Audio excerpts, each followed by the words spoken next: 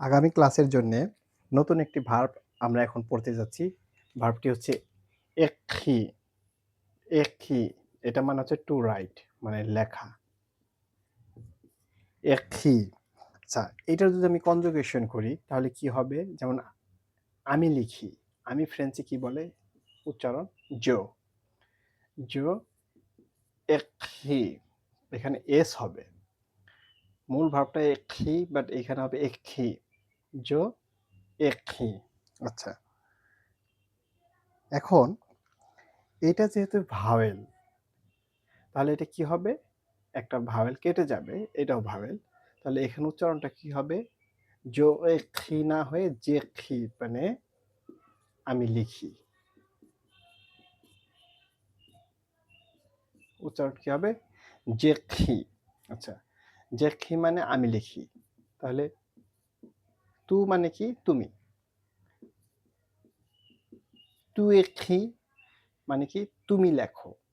যে খি মানে আমি লিখি, তু এ খি মানে তুমি লেখো।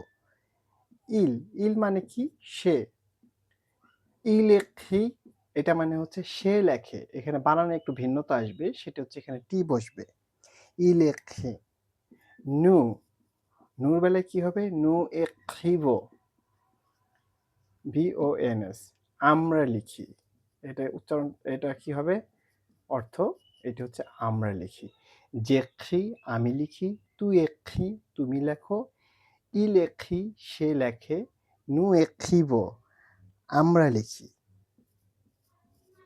ভ্রু এক্খিবে মানে হচ্ছে আপনি লেখেন। ইল এক্টিভ শেষে ইএনটি হবে। তারা লেখে। ইল এক্টিভ মানে তারা লেখে। এখন এটি দিয়ে যদি আমি একটা বাক্য গঠন করতে চাই তাহলে কি হবে? যে খি আমি একটি চিঠি লিখি। তাহলে এটা কিভাবে সাজাতে পারি আমি?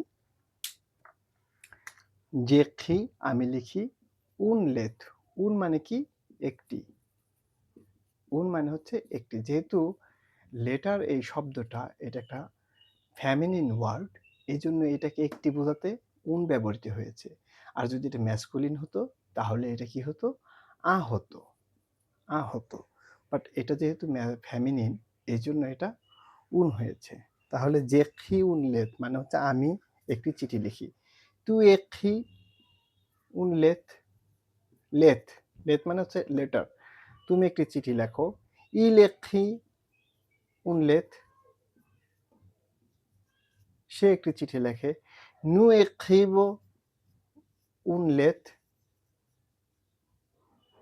আমরা একটি চিঠি লিখি। ভু এখিবে উন লেথ আপনি একটি চিঠি লেখেন। ইলস এখিব উন লেথ